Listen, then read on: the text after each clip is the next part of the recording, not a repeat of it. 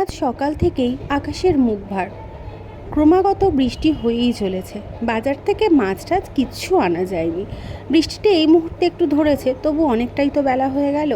তাই আজকে আর মাছ ফাছ বাদ দিয়ে ডাল আলু পোস্ত ভাতেতেই সীমাবদ্ধ। আজকে আলু পোস্তটা করলাম একটু অন্যরকমভাবে। চলুন দেখি কিভাবে বানালাম।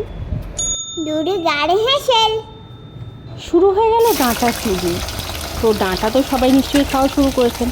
এখন যে ডাঁটাগুলো সেগুলো তো নরম নরম ডাঁটা না। তো আজকে আমি যেটা শুরু করলাম রান্না সেটা হচ্ছে ওই নরম নরম ডাঁটাগুলো দিয়ে আলু পোস্ত। তো আলু পোস্তর মধ্যে কিছু তো তফাৎ নিশ্চয়ই আছে, না হলে হঠাৎ করে আলু পোস্তর রেসিপি যেটা সবাই জানে আমি সেটা কেন দেখাবো বলুন তো।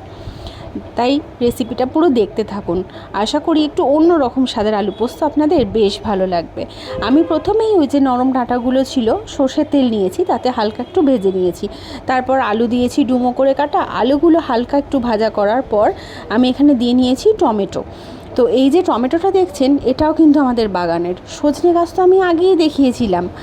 এই ডাঁটাগুলো বা টমেটো পুরোটাই কিন্তু বাগান থেকেই তুলে নিয়ে এসেছি। তো কথা বলতে বলতে টমেটোটা হালকা একটু নরম হয়েছিল, সেই সময় দিয়ে নিলাম জল, তারপর দিয়ে দিলাম চাপা। ফিরে এলাম মিনিট 15 পর। ততক্ষণে ফুটছে হালকা হালকা, গ্যাসের ফ্লেমটা মিডিয়াম ছিল কিন্তু। আর এই সময় আলুটা মোটামুটি ওই 80% মতো সিদ্ধ হয়ে গেছে, আর ডাঁটাগুলো নরম হয়েই যায়। দিয়ে নিচ্ছি পোস্ত বাটা।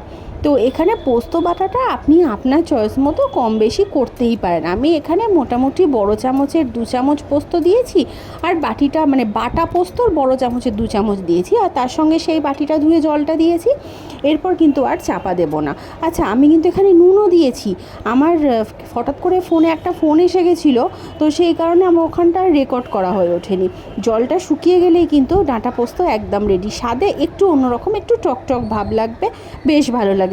গরম তো পড়ছে, একদিন নরম ডাঁটা দিয়ে বানিয়ে ফেলুন তবে।